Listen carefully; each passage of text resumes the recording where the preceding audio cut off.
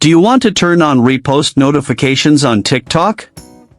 You can enable repost notification on TikTok with just a few simple steps.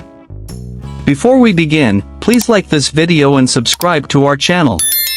I've also included some helpful tools and apps in the description, so be sure to check them out. To turn on repost notifications on TikTok, first, open the TikTok app on your mobile device. Once you're in TikTok, tap on the profile icon at the bottom right of the screen. Now you are on your profile.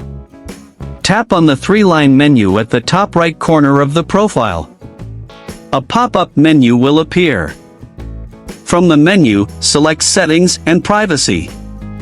Scroll down to the Content and Display section and tap on Notifications. Inside the Notifications settings, scroll down to the Interactions section and look for Reposts. Now, turn on the toggle switch button next to Reposts to enable notifications.